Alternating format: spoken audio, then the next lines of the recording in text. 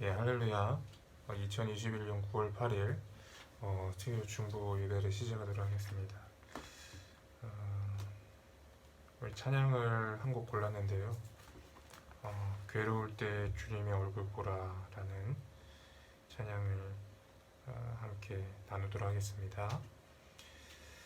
괴로울 때 주님의 얼굴 보라, 평화의 주님 바라보아라.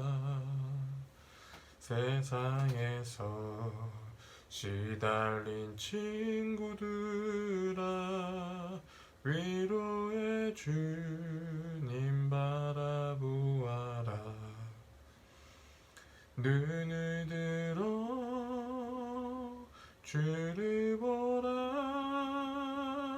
내 모든 염려 주께 맡겨라. 슬플 때에 주님의 얼굴 보라, 사랑의 주님 안식 주리라. 힘이 없고 내 마음 연약할 때 능력의 주님 바라보아라. 주의 이름 부르는 모든 자는 힘주시고 늘 지켜주시리. 눈을 들어 주를 보라, 내 모든 염려 주께 맡겨라. 슬플 때에 주님의 얼굴 보라, 사랑의 주님 안식 주리라. 힘이 없고 내 마음 연약할 때 능력의 주님 바라보아라.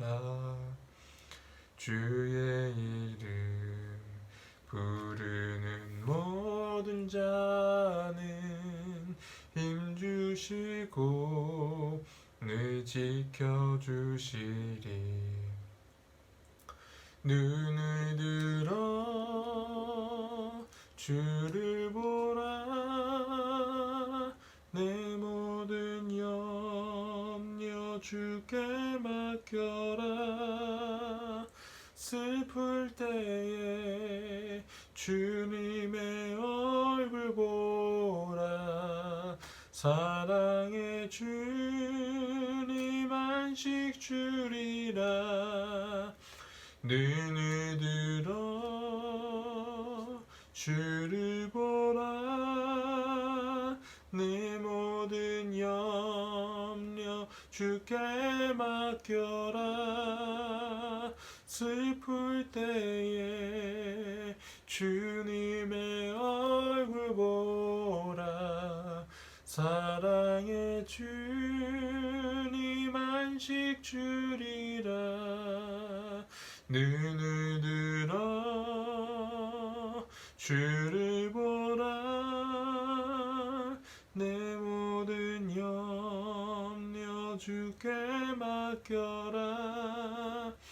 슬플 때에 주님의 얼굴 보라, 사랑의 주님 안식 주리라.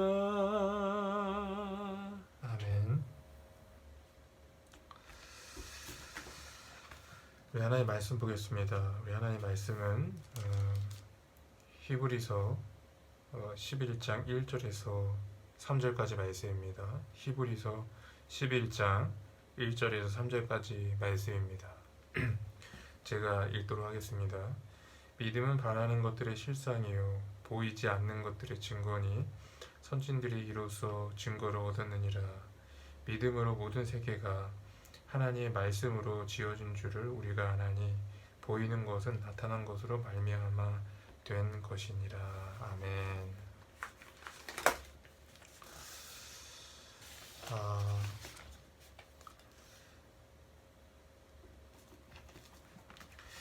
주님을 바라봅시다 라는 제목으로 여러분과 말씀을 나누도록 하겠습니다.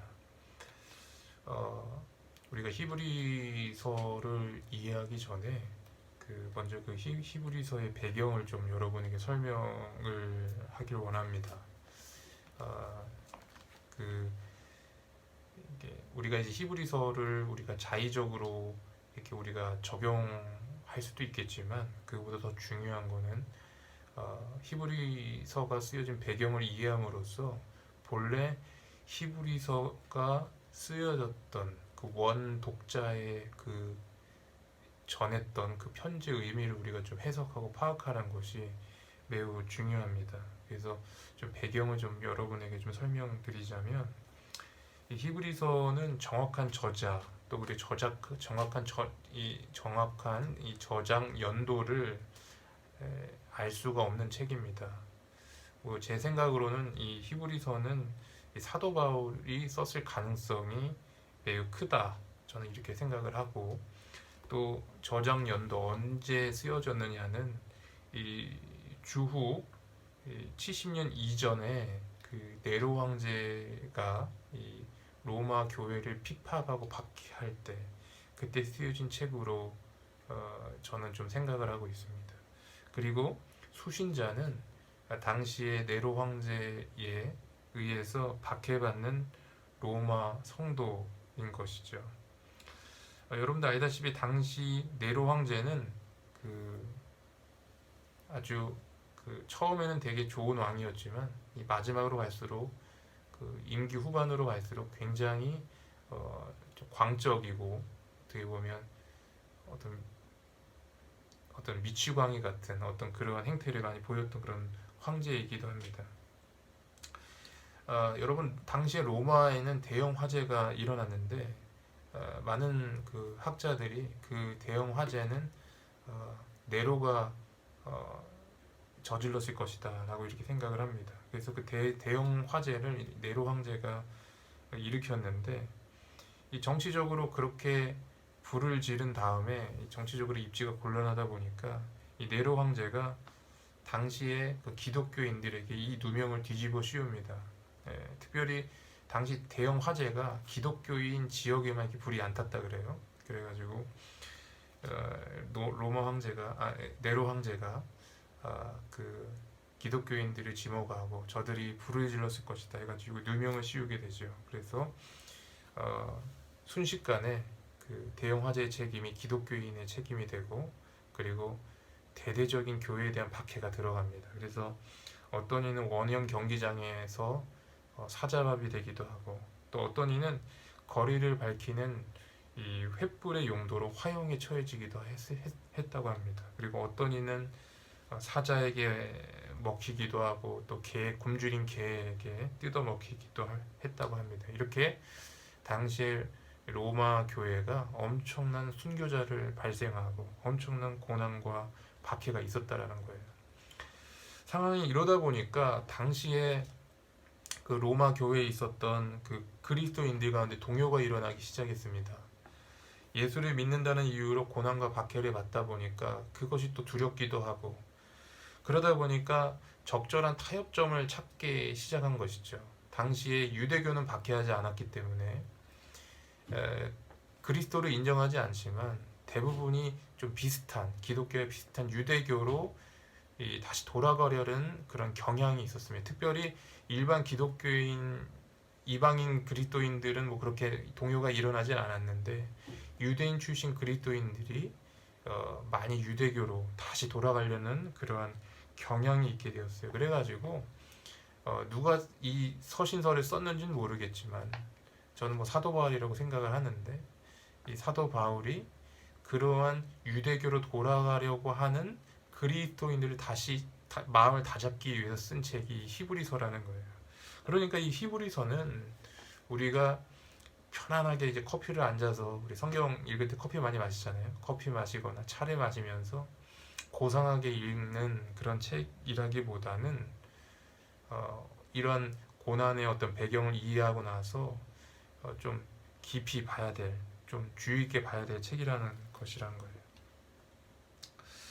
그러므로 여러분 이러한 배경을 잘 이해해야 된다는 것입니다. 오늘 말씀은 우리 많은 사람들이 굉장히 좋아하는 말씀이죠. 그리고 히브리서를 대표하는 말씀이기도 하고 또 많은 사람들이 이러한 믿음의 신앙을 형성하기도 합니다. 그래서 믿음은 바라는 것의 실상이요 보이지 않는 것의 증거다 이렇게 하고 있는데 여러분 이 말씀을 이해할 때 여러분 우리가 보통 어떻게 이해합니까? 바로 부정적인 마음을 가지지 않고 우리가 하나님의 말씀을 굳건하게 믿으면 그 믿음대로 된다. 우리가 원하고 바라는 것들을 믿음으로 신뢰하고 주님께서 이루어주실 줄을 믿으면 그대로 된다. 대부분 이렇게 많이 이해를 하고 또 이런 믿음 가운데 우리의 신앙을 세우기도 한다라는 것입니다. 그러나 우리가 이 히브리서의 그 본래의 배경을 이해하게 되면 이게 그런 의미가 아니라는 것을 알게 됩니다. 그럼 무슨 의미입니까? 바로 유대교로 돌아가려는 그리스도인들에게 그 유대교보다 더 우월한 예수 그리스도를 강조하고 있는 거예요. 예수 그리스도의 우월성을 강조하고 있다는 거예요. 당시에 유대교에서 자랑하는 것이 무엇입니까? 모세의 율법을 자랑했고 그들에게 있는 제사 제도 성전을 자랑했습니다. 또 그리고 그들에게 있는 제사장을 자랑했어요. 그런데 예수 그리스도가 그들보다 훨씬 우월하고 그들보다 훨씬 뛰어나다는 것을 강조했다라는 거예요. 즉 다시 말해서 예수 그리스도가 최고라는 거예요. 예수 그리스도만 있으면 된다는 거예요. 예수 그리스도만 믿으면 된다는 거예요.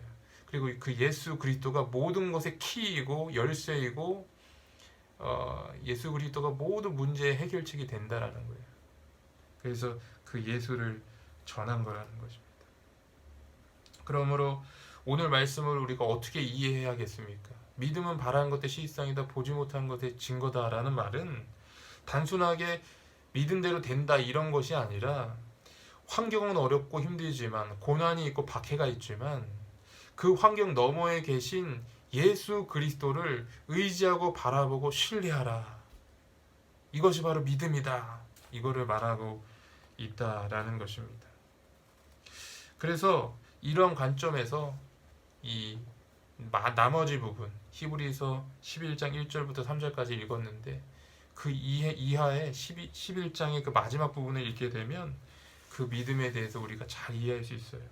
그래서 가인보다 나은 제사를 드린 아벨, 믿음으로 죽음을 보지 않고 하늘로 올라간 에녹, 그리고 햇볕이 내리쬐는 마른 땅에서 방주를 진 노아, 그리고 본토지쪽 아베 집을 떠나 주님께서 말씀하신 곳으로 떠났던 아브라함, 그리고 이에 기브온, 삼손, 입다, 다윗, 사무엘 등 수많은 믿음의 사람들이 바로 이와 같은 믿음을 가지고 신앙을 유지했고 또 그리고 승리했다라는 것입니다.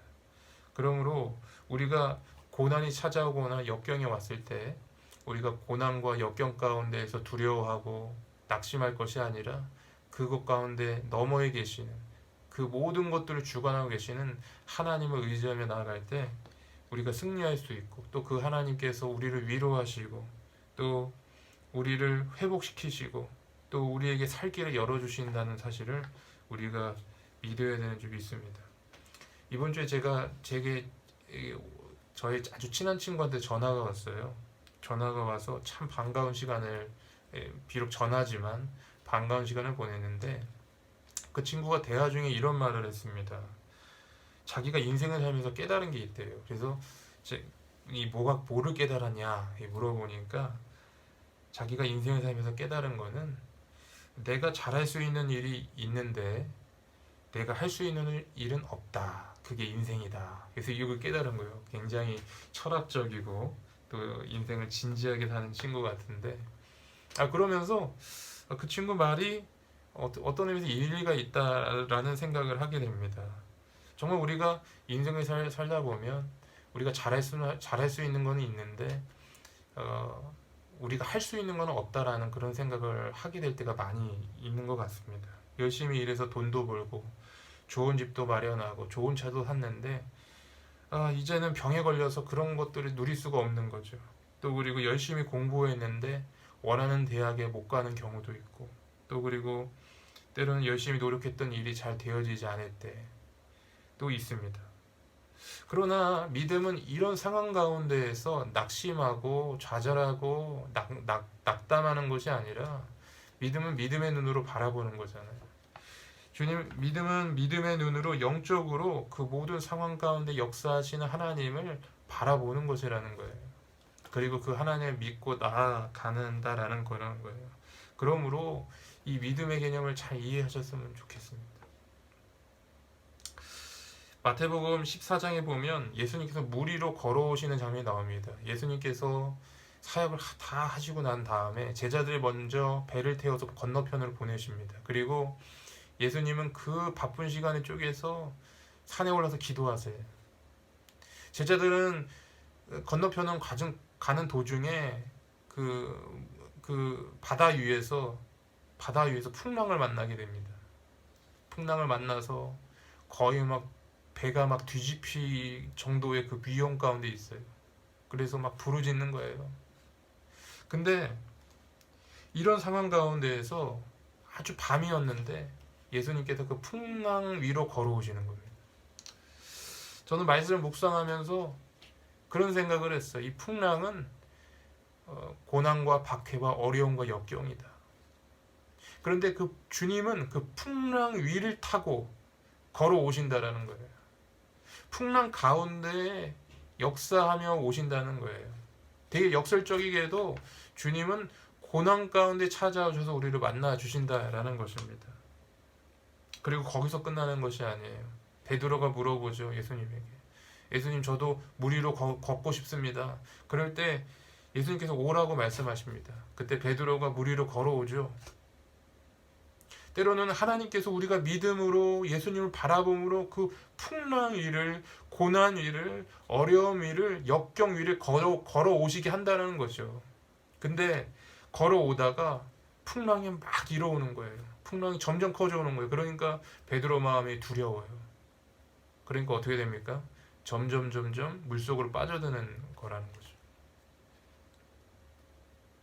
주님은 풍랑 가운데 함께 오시는 분이십니다. 참 역설적이에요.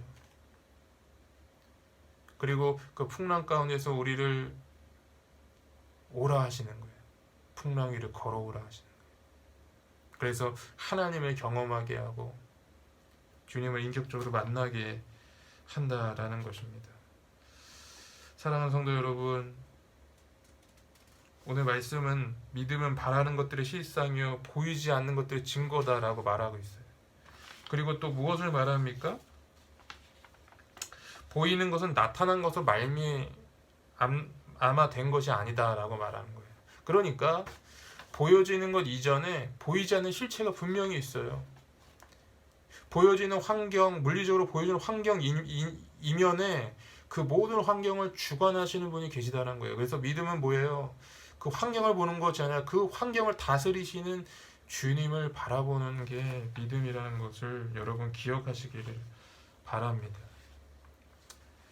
출애굽기 8장에 보면 하나님께서 이스라엘 백성을 광야로 출애굽한 목적이 나옵니다. 이렇게 되어 있습니다. 여호와께서 모세에게 이르시되 너는 바로에게 가서 그에게 이르기를 여호와의 말씀에 내 백성을 보내라. 여기 이유가 나와요. 그들이 나를 섬길 것이다.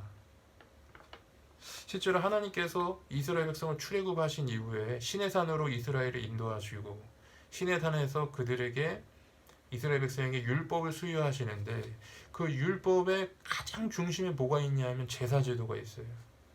그리고 실제로 그 제사제도를 따라서 광야 가운데에서 이스라엘 백성이 40년 생활을 하면서 가장 중심에 뭐가 있었냐면 바로 제사제도, 예배가 있었어요. 예배함이 있었다는 것이죠. 그 가운데에서 불기둥과 부둥기둥, 즉 성령의 인도를 따라서 광야를 이렇게 인도함을 받았다라는 것입니다. 사랑하는 성도 여러분, 고난이 왔다는 것은 우리가 인생의 광야 가운데 있다는 것이죠. 우리가 그 가운데서 가장 먼저 해야 될 것이 무엇이겠습니까? 하나님께 예배하고 하나님께 기도하고 또 그 하나님을 바라보는 것이죠. 그 하나님께 영적인 감각을 열어서 그분을 영안으로 보는 거예요. 현실은 내가 분명히 겪고 있지만 그 너머에 하나님이 계시고 그 하나님을 예배하고 그 하나님을 바라볼 때, 그 하나님을 의지할 때 그 하나님이 저와 여러분 가운데 역사하시고 함께 하셔서 여러분을 승리케 하시는 줄 믿습니다. 그래서 그러한 승리를 경험하는 저와 여러분 되시기를 주의 이름으로 축복합니다.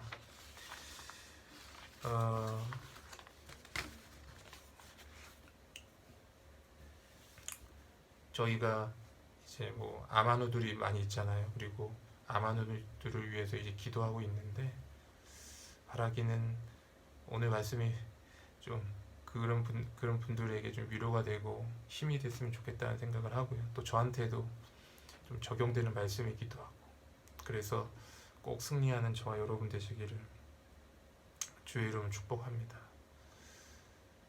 기도하겠습니다. 하나님 감사합니다. 오늘 이렇게 말씀을 나누게 하시니 참으로 감사드립니다.